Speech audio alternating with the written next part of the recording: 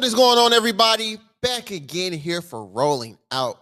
Meet the author, your host, Malik Brown. Of course, here at Meet the Author, we talk to amazing authors writing amazing books in the world. And today, I'm with no other than the wonderful Miss Crystal Foote. Miss Crystal, how are you doing today? Great. How are you? I'm doing good. Thank you so much for coming on. Speak with us. Like I said, we're here at Meet the Author. We're talking to amazing authors, and you're a new author. I am. New author. How does it feel? It's incredible. It's amazing. It's a lot of things. Mhm. I can't really put into words, even though I'm an author, because this is my first book, and the overwhelming support that I've been receiving because of it has been incredible. So I'm really grateful. Love that. So let the people know. Show the people what. Yes. Tell us about the book. Tell us what This is is the Inclusivity Superheroes, a tell diversity and unity by myself, Crystal Foote, and our illustrator is Olivier Shin. And we really wrote this book to make sure that we communicated the power of diversity and unity. And we wanted to start with children because it's really hard to convince, let's say, an adult that's 25 or an adult that's 55 about new concepts in life. Yeah. So when you instill foundational concepts like unity, like inclusivity early on in a child's life, then they're more embracing and accepting of it as they get older. Love that. So where were you when you thought about this? When did you just wake up out your sleep one day? I mean, were you having thoughts? What was it that made you want to make this book? I mean, honestly, it was my children. So being a mom of 2 kids, every day when I wake up until I go to sleep, I think about them. Everything that I do is for them. And so I said, what could I do to make sure that when they are growing up in this world, they don't go through the same struggles as I went through? Right. In corporate America, or even my personal life as well, because of my skin color or because of my gender. And so I decided to write the book. Love that. I love that. So, I know when I was young, I probably did not know anything about diversity, equity, inclusion. I probably didn't even know how to say the word. Right. I know. If there were some kids looking at us right now, of course, I'm sure there would be kids watching this interview. How would you describe diversity, equity, and inclusion to them? I would say, imagine yourself on a playground where you have everyone that looks like you and everyone that speaks like you and everyone basically that plays the same games as you. And then you have new friends that come on the playground that show you magical things that you've never seen before. And these people don't look like you, but they're introducing you to things that are so amazing that you want to partake in them. That is what inclusivity is about. It's about really seeing other people from other backgrounds and them showing you about their world and you being involved with that. So I would say, it's just like a playground where you have different friends of different backgrounds and you may not look alike, but you really enjoy each other because of what you all, can play in different games that you all can partake in. And so that's what diversity is about. Love that. So, of course, you centered the book around superheroes. Yes. Of course, kids love superheroes. Yes. Adults do too. Adults love. Look, Spider-Man is my favorite superhero. So I ain't look. But what led you into the superhero realm? I guess of creating the book. Yeah, superhero is a very, I would say, universal approach and a metaphor that I took because everyone can agree that they would love to have a superhero ability. What would your ability be if you're a superhero? Wow, I'm getting wow. That's great. If I was a superhero,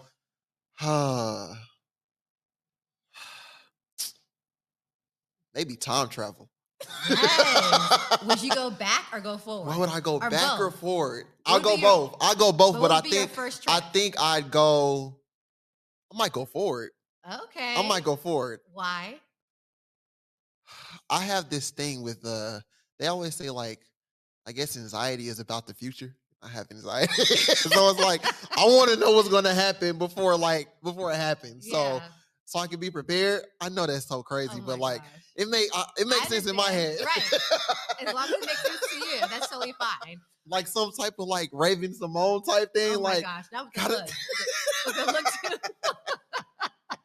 Okay, to each his own. Yeah. But see, everyone wants to have a superhero ability. Right. And I felt like having a superhero type of theme would resonate with everybody. Sure. Even if you're not from a underrepresented group or marginalized group of people, you still can, understand, oh, because I also base this on marketing. That's what I'm in. You can also understand why there was an issue in the book, why the challenge was in the book. Yeah. I'm not gonna give away too much because I Okay. want people to get it. Yeah, right. But yes, I feel like, with superheroes, it's very universal for everybody. Yeah, I love that. I love that. So now I gotta ask you, your superpower. What would your superpower be? Ooh, that's a good one. My superhero power would be probably to be invisible. Why invisible? Okay, so first I was gonna pick being a time traveler, but you took this. So I was like, my second one would be being invisible because I can get on a jet and fly True. for free, right? Every time somebody say they want to be invisible, I'm like, are you Going going to to do this bank. for the greater good? Or are you doing this for your personal endeavors? Like, Well, it's what are you both. about to do with It's this? So I can go on a jet, fly for free, see other cultures and countries. Where would you go? Where would you go? Oh, I've been wanting to go to South Africa and Portugal. Okay. Those are my bucket lists. I like that. I like that. Okay. Dope. That's Nice. dope. That's Where do you want to dope. go? I always get the name wrong. Is it the Maldives? Oh, Maldives. Maldives. Yeah. Every time I see the Maldives, it's like the water is like clear and beautiful. The sun is always out. This is like, yeah, I think I definitely do the Maldives for sure. Yeah, I love that. Yeah, I And love then the the Maldives. overwater bungalows. Yeah. Oh my gosh. Yes. Yes. All right. Now you may. Yeah, you're right. Let me stop. I'm still in work mode. I'll think about that after I get off. I'll definitely think about. So you said that you're a marketer. Yes. How are you able to use your skills in marketing to create the book, and how was that able to I guess coincide with everything? Yeah, so I really thought about what would be the best way to expand my reach and scale to individuals because writing a book is great and it's Amazon platform, marketplace. But how can I get the message out there? So I tapped into an influencer by the name of Michael, the librarian, Streets, and he's also on the back of the book. And then another influencer, Genevieve Goings Gums, and she is an American savior when it comes to toddlers and when you're trying to find like different programming for those toddlers so that you can make sure that they're quiet throughout the day and that they learn as well. You turn on Choo Choo Soul and that's where you see Genevieve Goings Gums because she was Miss Choo Choo Soul Queen. And she is also known as like the voice of toddlers. So she really helped with like just creating more of I would say, a platform for her viewers to understand the importance of it when they're talking to their children and then when their toddlers become a little bit older to continue those conversations. Definitely love that. You say of course you have 2 children, so you kind of were able to test the book out before you give it to the world. Yes. How was that experience? I had a focus group. I had a focus group. How was that experience? With a 7 to 2-year-old, it was great. Yeah. So I read it to my 7-year-old who understands more of, English as a language, more than my son who is 2. And she was reading it with me and she loved it.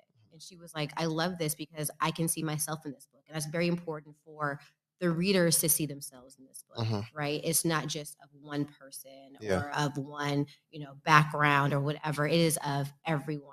I wanted to put in this book to be a reflection of our world because we're not homogenous. We have all different cultures and skin tones and hair textures. And so she saw herself in this book, which meant a lot to me. My son, he saw one of the characters and was like, oh, that's daddy. And I was like, that's not, but okay. As long as you can see someone represented in there.